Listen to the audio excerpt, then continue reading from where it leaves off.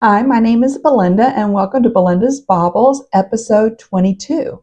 Today is January 22nd, 2025, and we are in the midst of the topping out mal. So if you don't know what that is, I have a link down below. It's a make along that I'm doing with Mandy with Mouse's Makes, and this is our second year doing it. We're having lots of fun with it. And please do go take a look at the video linked below for any additional information. I am coming to you from, it's starting to thaw out a little bit here in Texas. If you're new, I live here with my grown son, my husband, our Chihuahua, and we are in the Dallas-Fort Worth area of Texas. And it has been a freeze here the last few days. So I have enjoyed getting to wear some of my knitted items. I have also enjoyed the fact that I haven't had to get out in it very much because I have been off since last Friday. Sam was supposed to have knee surgery and it didn't happen. It got postponed, but I still already had that time set aside. So I just went ahead and took it for me. So I have enjoyed the last few days knitting, watching murder mysteries, and just having a good time, not cleaning up in here like I should be doing. Looks like a bomb went off in this craft room. Okay, so any information on how to find me on Instagram, Ravelry, email, that's all down below. So let's get started. What do I want to start with? You know what? I have several things I want to talk to you about today. It has been a crazy, crazy month already, a crazy, crazy year. And there's just so much going on in the world right now. But this is our time to kind of escape from that. At least it's my time to escape from everything from the fires, politics, all of that, and just come together as a yarn community, supporting each other from around the world. So, what do I want to do first? Okay, I teased a little bit on here about my Make 9 fail. So let's start there. Last year was the first year that I did a Make 9, Make 10, because I found another pattern I wanted to share with you at that time, and I attempted to do a Make 9. The reason I'm calling it a fail is because I have found my ADD really comes out when it comes to making lists and everything. I do not follow them very well. I have my show notes here, my computer here, but I have all these patterns I wanted to make this past year. I started one of them. I still haven't finished it. These were great patterns. I still want to make them. But I kept coming across shiny things, beautiful things that I wanted to do instead. And I did finish 22 objects this last year in 2024. But none of them were my Make 9s. So I have found Make 9 is not for me. If it works for you, that's wonderful. We all use different tools. We all do different things that work for us. I just want to do things that excite me, that I find along the way. You know, I guess I'm a squirrel kind of girl, you know. It goes past me, I go squirrel, and I'm gone. That's just me. But that also is probably why I have quite a few under construction items. But I also get some things done, such as what I am wearing. This is the Granny Go Round cardigan by Iron Lamb with a few adaptations. So we're going to go there next. But first,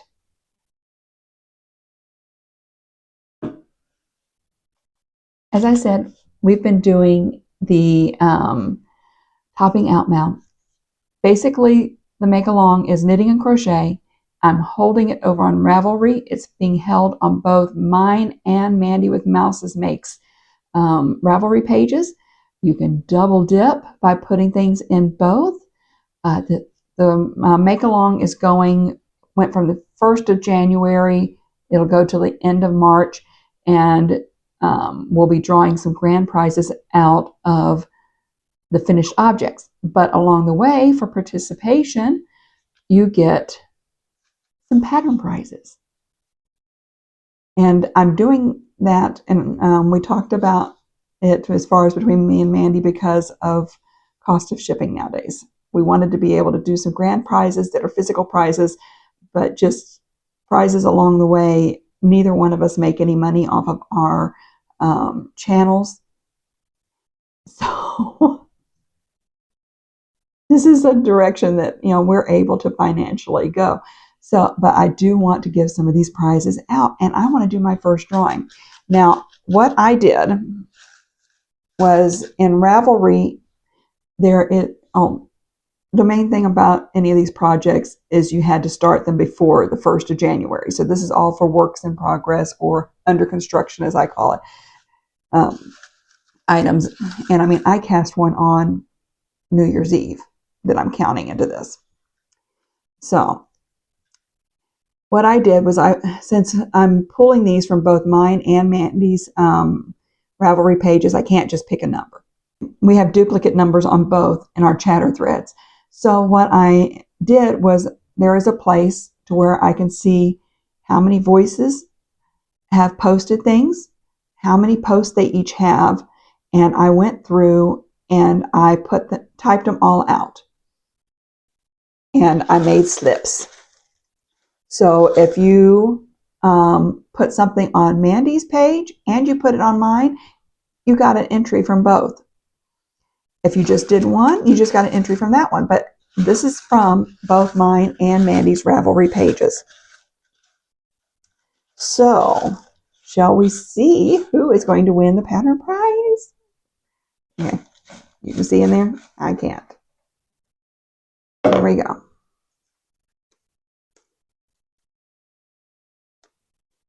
All right, it is Clickety Clack.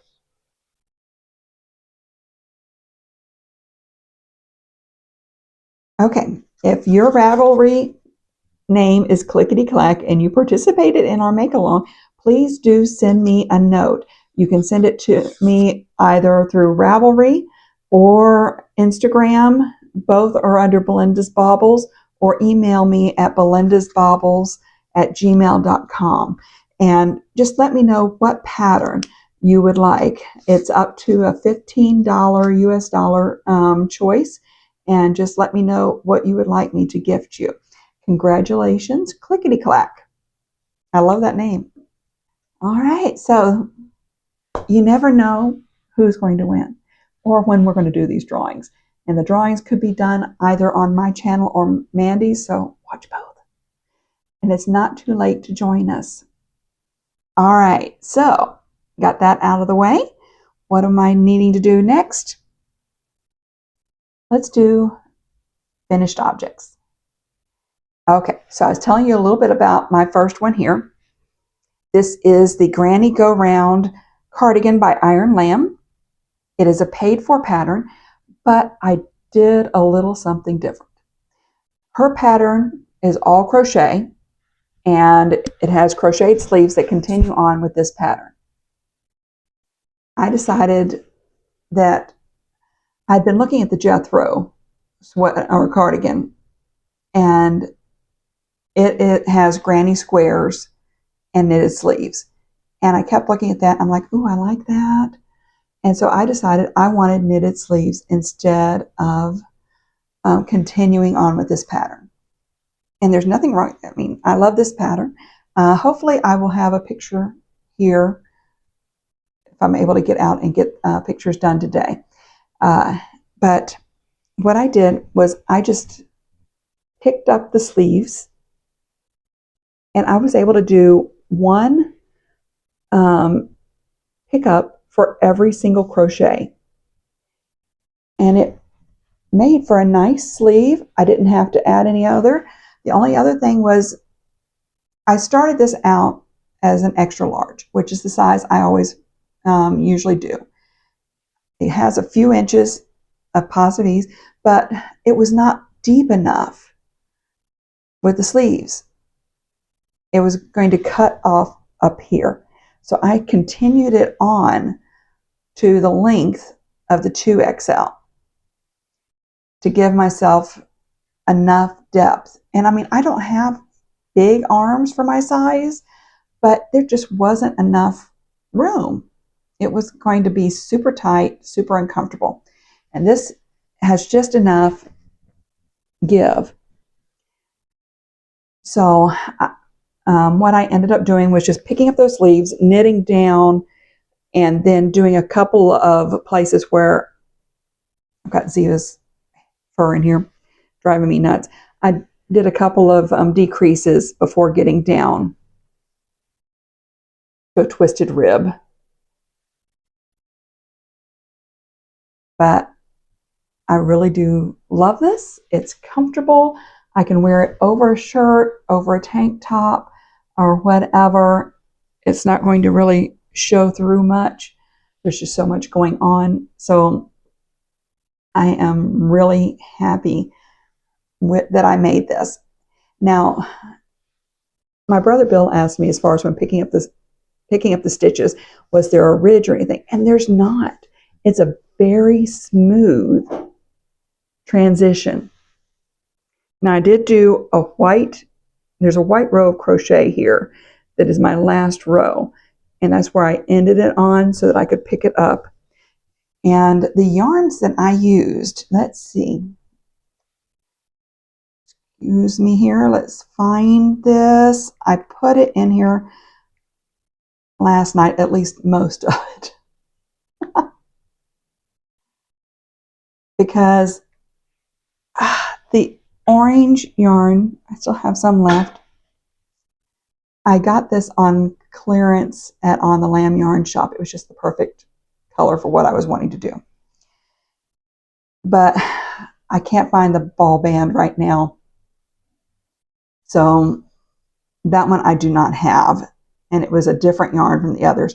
I based this all, there's one in here that is a hand-dyed yarn. It's Charming Hues Escalante, and that it had the orange and the white and the turquoise, and that's what I based this whole sweater around. Was I wanted to use that particular yarn and just feed off of it. And so that was, again, Charming Hues Escalante. And then I have the white is Premier Wool Select, and this is a number 3 light. And I mean, these yarns were not, they were all DK to some degree, but they weren't perfectly lined up, but they were close enough. And this is color white, and let's see, where's my breakdown? 75% acrylic, 25% wool. I wanted an easy care cardigan because, you know, cardigans have a tendency to get knocked around a bit. So that was the white. And then I also used Premier Yarns Anti-Pilling Everyday DK Merino blend in teal. So that's our turquoise or teal. And then for the black was Cascade Yarn Heritage Held Double. I used a 5mm H hook. And then the needle was also 5mm. So that was the thing, is I stuck with the 5mm that I used for the crochet, and I used a 5mm US 8 for the sleeves when I did the knitting. And I've got notes over on my Ravelry page on how I did the decreases and everything, because I like how it decreased enough without it being too much, so it's still comfy. And I have about, I know it looks like the buttons are pulling here, but I have about a 2-inch positive ease. It's just they want to pull. So, all right, so that is the granny go round. And that's not the only thing I finished. Okay, so these are items that I did start last year and continued over in. And the next one was my Advent mittens. And I got these fully finished, thumbs and all. I made, this was part of the, where is it? I didn't put it on here, so hold on. The good thing I have this. It's the Fair Isle Mitten M Calendar, hosted by Susanna Winter, and she posted the patterns for free if you joined on her in her little group until the end of this month, and then this will become a paid-for pattern. You had 3 different options. You could do full mittens, or you could do flip top, which I chose, or fingerless. So you had different options, but I wanted to do the flip top. And as you see, they are not exact. Reason for that is I used my Advent from Mouse Witch yarn, and this was around the United Kingdom. Okay. If you didn't join me during Advent, that's fine. It's not everybody's cup of tea daily vlogs, but there's a lot of really fun things over there. I did a vicarious trip with these, and what these yarns represent are different places in the United Kingdom. So they represent, one of these is England and Northern Ireland, and then the other one is Scotland and Wales. Now I did do the same yarn for the last 2 up at the top to kind of blend them in a little bit, and for the thumbs. But otherwise it went through the 24 days, and I just love this. I have plenty left over, but it was just, 9 to 12, sometimes 7 rows. So I was able to get it done fairly rapidly. I just needed to step away from it, so I did not finish it until January 7th. As far as getting everything sewn in, and I would have gotten it finished much quicker if I had done the fingerless, but I really did want the flip top because I don't have any flip tops. All right, so that is my second finished. I've got to get that on here. It was down the wrong section, no wonder. Make my note to go fix that later. All right, then let me dig around down here in my basket.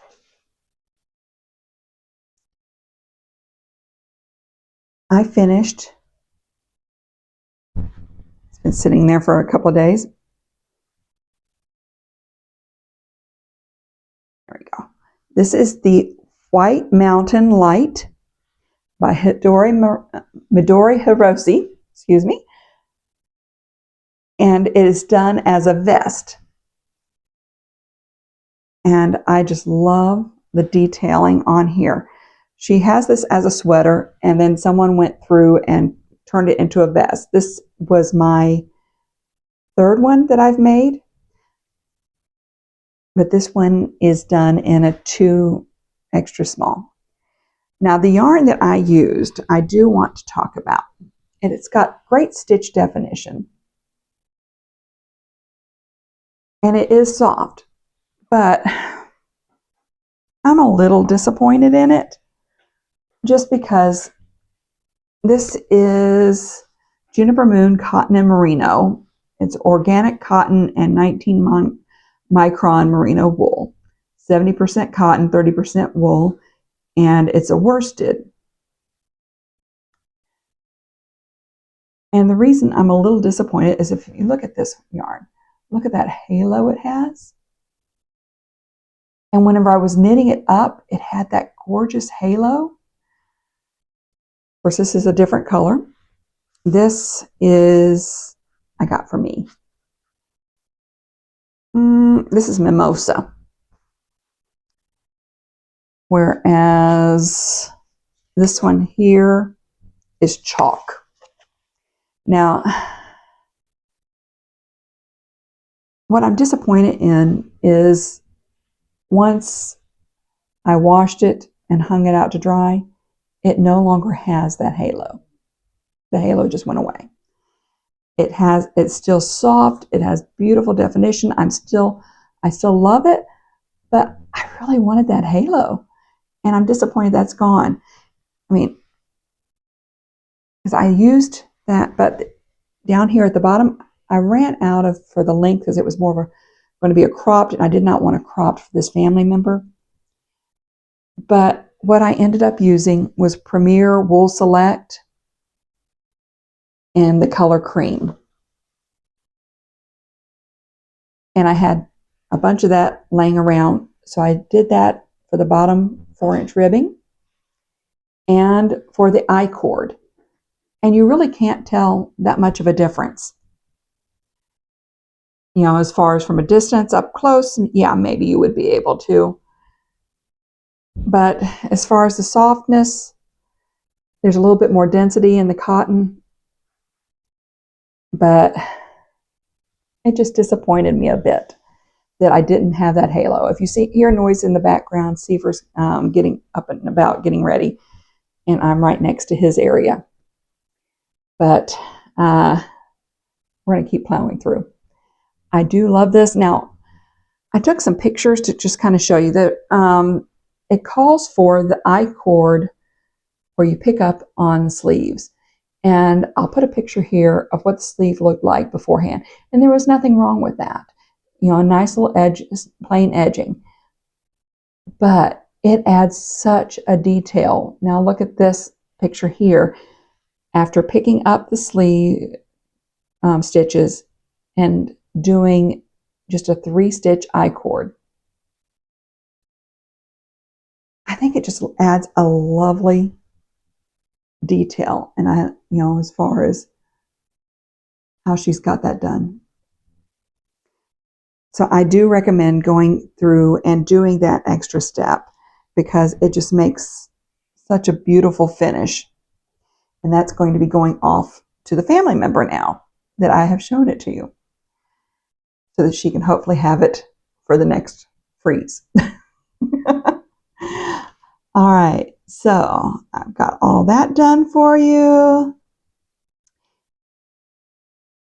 Next thing would be new construction.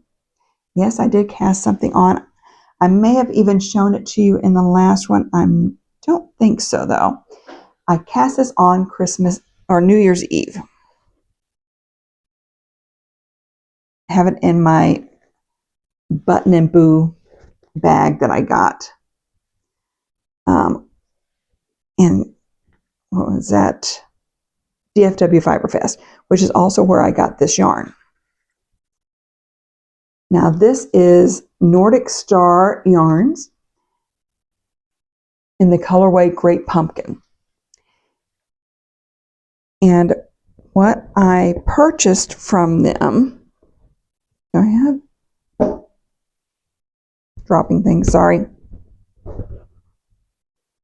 Where is it?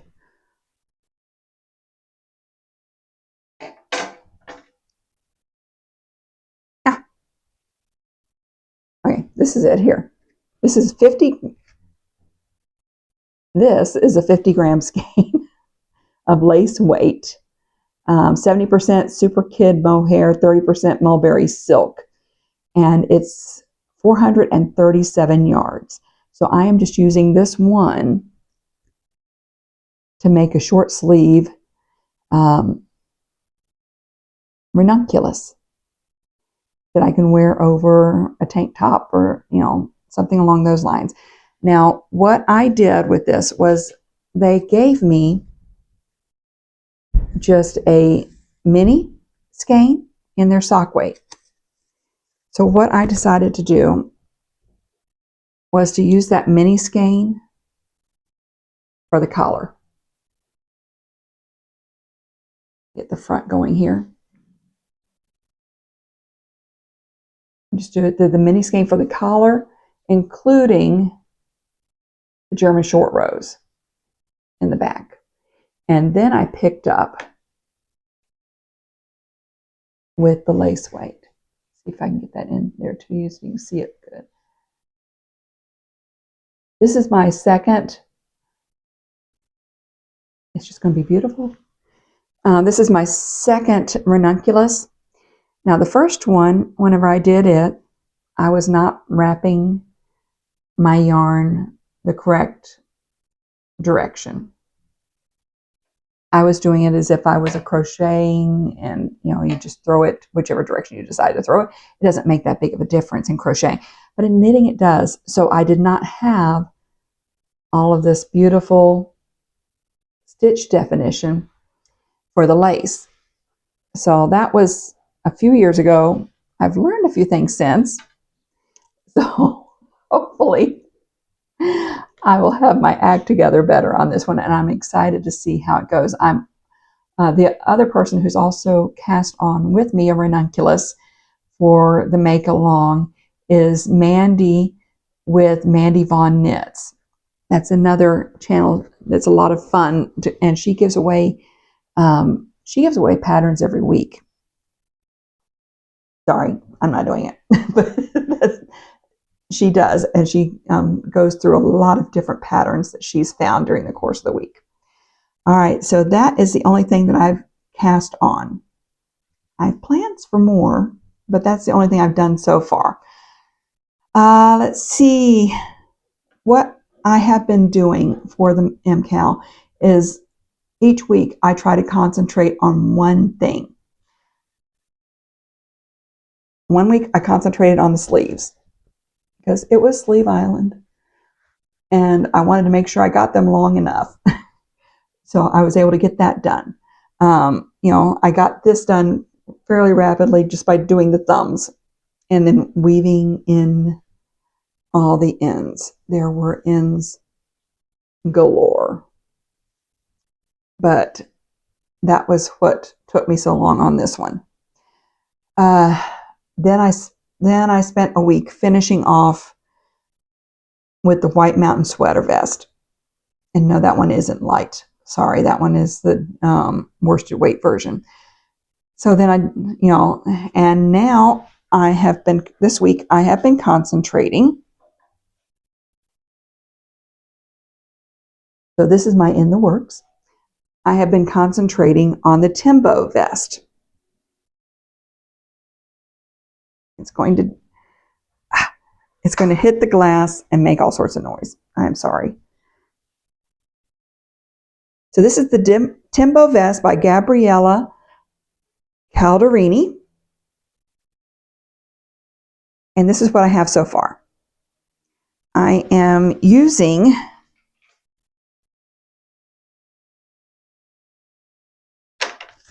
I'm being attacked. I am using Juniper Moon Bud. Now this is a organic Peruvian cotton, and it is 100% Peruvian cotton. So it's going to stretch even more. It's number 5 bulky. You get 109 yards for 100 grams. And that was one of the things I was looking for this particular pattern, because I had not made it before, was it called for a bulky yarn that was 109 yards for 100 grams. And this was the only thing I could find that was not woolly wool at On the Lamb that day, because I wanted to start it. So it has a broken rib stitch to give it all this great texture, and a saddle sleeve, or it started out with a saddle. So it calls for you to knit the front, then knit the back. No, I wasn't doing it. So I did that until I got down to where I wanted to have the sleeves. I added, I think it called for 8 stitches. I added 7 and on each side, and then went around and just set it up for going in the round. Now this amount here on my size, which I think I did the 2XL, I did a 3XL collar because I wanted it loose, and went into the body for the 2XL because I wanted it to have a little bit more room. But for my size, this here is one, because there's the end, that's 100 gram. So what it's looking like to me is this is going to end up being 3 of the purples. But I really do love how it just goes, the color blocking on it. And the sleeve or the neck collar is not designed to be quite this wide, but I wanted it comfy. And just laying this across me, it's warm. It's cotton, but with this bulky, it's nice and warm and will add a nice layer. Okay. So let me go through my list of what I have done, what I haven't done. And we're doing better on time than I thought we would. I feel like I'm rushing you. I don't mean to, because I still have more I want to talk to you about. Okay. All right, so now I'm going to go back to some finished objects. This is not things that I made. These are ones that my brother Bill made. And he, if you haven't been on here or seen his stuff before, he does amazing knitting. He does not like to be in front of the camera, so I play a little game whenever we do some different out and abouts of Find Bill. Because he's not comfortable in front of the camera, and that's fine. But he does let me show off some of his stuff that he's made. All right, so not for Christmas presents, but because our parents were going to Alaska for Christmas and New Year's to stay with one of our other sisters, we decided to, or Bill decided, he wanted to make them a little something to keep them warm on the trip. So he made our stepmom, Donna, the Summer Lake Tam. And here's a picture of her wearing it. It's by Janine Bajus. I'm going to double check and put the spelling here. And he used Jamieson & Smith Shetland wool. These were just a bunch of little 25-gram balls that he had bought at the DFW Fiber Fest to try it out and see what it was like. And so he just decided to use this tam as something that he could test it out on. And apparently it was nice and warm, because Donna said that she wore it every day in Alaska. And she had that on her head the whole time to stay warm. And so it was just, I love the color work on it. And you can see how gorgeous it is. All right, the next thing was something that he put together. And okay, so I'm going to share a little bit of a family joke with you here on this. He made this, it started out as the Fennel Cardigan.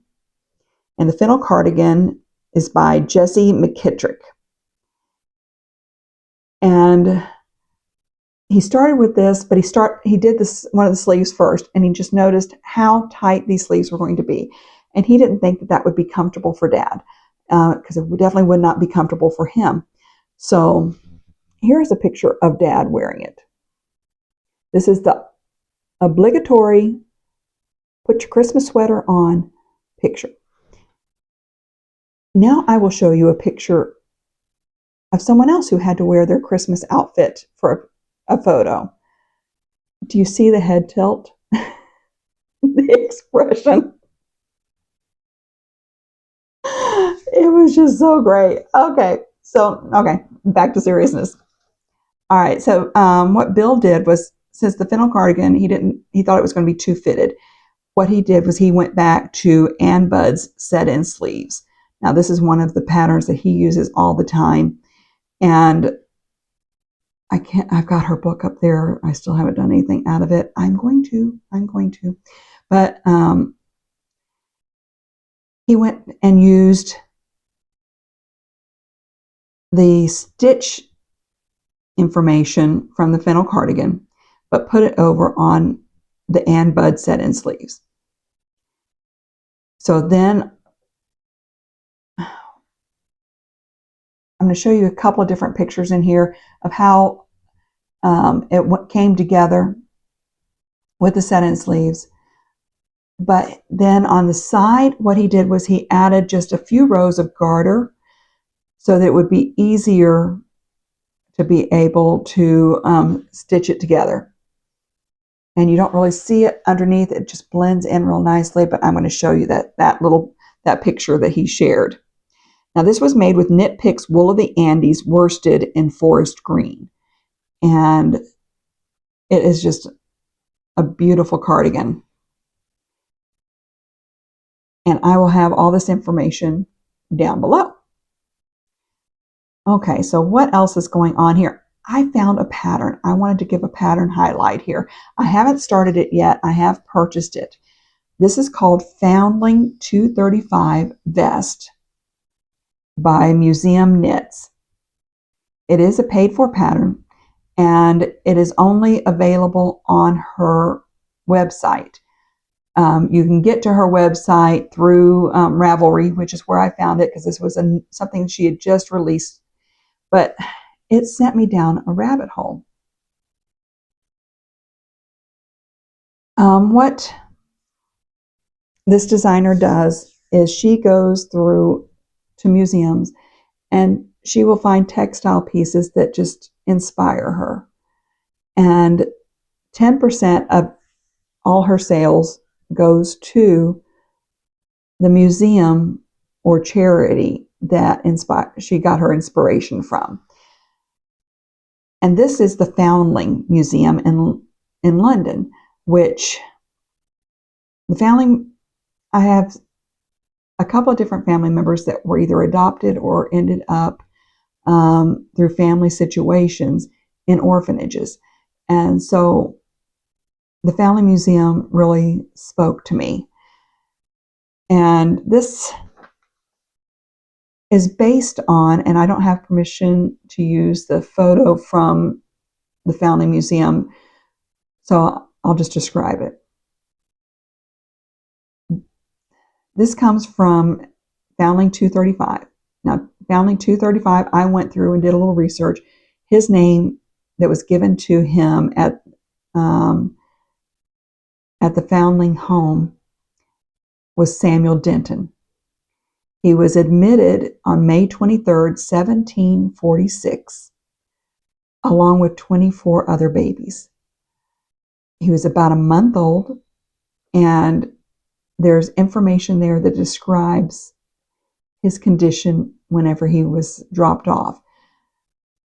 You know, back, not the museum, but the Foundling home was founded in 1739 by Thomas Coram.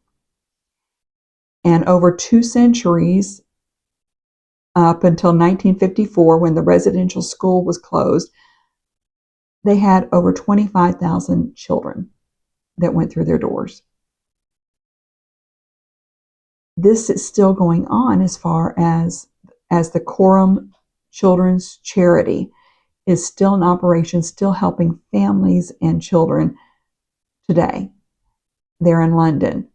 And it just amazes me that something that started as the first children's charity or in London is still going on in some form today. Like I said, I went down a rabbit hole with this and started doing some research and everything, found what I could on this child, because him and his mother, hundreds of years later, have inspired this beautiful vest. and I am planning on making this. I found documentation of when he was baptized. I thought I found documentation of when he may have passed away in the home, but I found a couple of different babies with different family numbers that were given the same name. So apparently they used the same name for multiple children. So I don't know how all of that worked. But a token was left with the babies whenever, if the mother was wanting to come back and pick them up. And they seemed to have like days where they just took in 20, 30 babies all at once. And so I don't know if they just had, and then it was months later before any more showed up on the books that they brought in. So they may have only brought them in batches from the hospital or whatever. I don't know what the situation was there. And I'm not going to be able to find it out. But in the 1700s and 1800s, sleeves were detachable on all the clothes. And so baby Samuel Denton, foundling number 235, he was left in the home with a sleeve, just one sleeve, because they wouldn't have had ID to be able to prove who they were at that time. So I'm assuming the mother left the one sleeve and kept the other one so that she could prove who she was when she came back to claim him. And I really do think that she planned on coming back to claim her baby. And we'll never know if that ever happened. I'm assuming it didn't, since the sleeve was still in the archives. But this sleeve was attached with his documentation. And it's just these beautiful little flowers. It was a cotton sleeve, not very long, so it was probably on a child's article of clothing. And all of us as knitters and crocheters, sewists, whatever we are, we want to be able to put clothes on our family members as well as ourselves. You know, we tend to gift things and make things for others, and it's just something that our way of taking care of them. And so I think this was that mom's bit, something that she held dear, that she left with him when she left her baby for whatever circumstances were going on, that she could not care for him at that time. But it amazes me that hundreds of years later, whatever ended up happening to this child, he is inspiring us to clothe other children, other babies. And I definitely do want to make this vest and gift it to a family member. And just, you know, I have no idea if I will make any kind of an impact that would carry over for hundreds of years. But here, this little one has inadvertently done just that. And it's just a fun story. We can sit here, we can think of what could have happened. We're not going to likely know. And if you want to go down that rabbit hole, the Quorum Children's Charity, they have an archives area to where you can actually look at the documents. I mean, I actually read through the information of whenever he was admitted. So it was just, it's a beautiful thought that something that was going on all that time ago is still going on today in some form.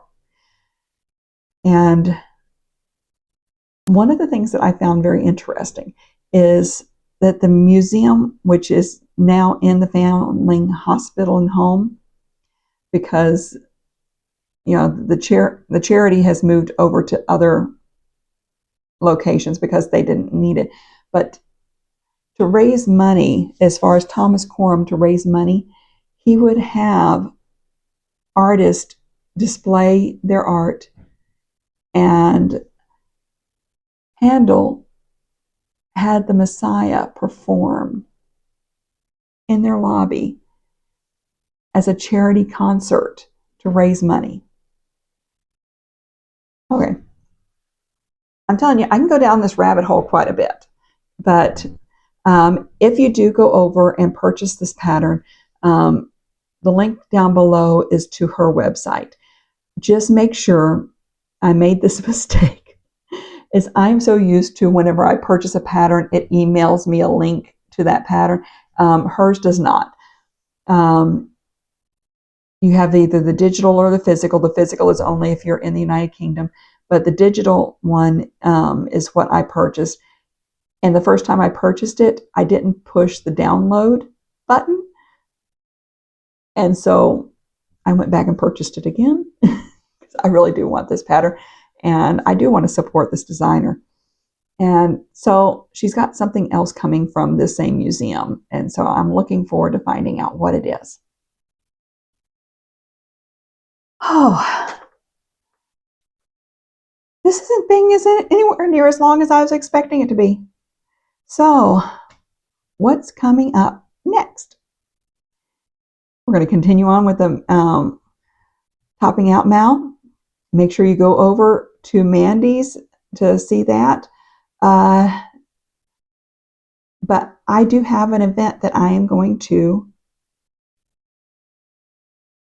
the 31st of January. All right, so another YouTuber, Knitting McPurley, or Devin with Knitting McPurley, is having a retreat. She does apparently a yearly retreat. I've only watched her a little bit. I don't watch her constantly, but I found out that this retreat was going on in Grapevine here in Texas. She is based in Virginia, but she wanted to do a retreat, and I've never gone to a retreat, mainly because it just has not been economical for me to be able to go, and it would not have been economical for my circumstances for me to go to this retreat if it had not been here. And what she offered was for those that were local, if any of us wanted to buy just a one-day pass. This one-day pass is going to include a couple of meals for that day, some classes that I'm going to attend, and just some time at the venue to have a good time. Now, I don't know if I'll be able to record anything, but I'll be able to tell you about my one-day retreat that I paid for in installments over the course of the year. So I'm excited about this. I'm looking forward to just hanging out with other knitters, and I think this is mainly going to be knitters that are going to be there, and just from across the country, and see what it's all about. You know, I'm dipping my toe in the retreat and just kind of see what they're all about in a way that I could afford. So I'll get back with you guys on that retreat after it happens and tell you all about it. So what else is coming up? Of course, in April is going to be the 2-year anniversary of the channel, and also we'll be doing the North Texas yarn crawl. My brain has been doing pretty good today. It's just now I'm starting to lose it. So I've got that coming up. Otherwise, in February and March, it's just whatever I run across. There was a wool show about 5 hours from here in March, but it's the weekend around when Sam is rescheduled for his knee surgery. So I'm going to be popping in and out. I may have some shorter videos, some longer videos, different things that I want to just share with you guys. And let's see what comes up, because, you know, life happens. But I hope you guys had a great Christmas, great New Year's, and that you're safe, because I know there are a lot of people out there that are not right now. But I hope that you are. So if you have any questions, please do leave comments down below, like, share. The channel is growing. I'm excited about that. And let's just keep moving forward with our lovely community that we have here. And I will check in with you guys soon.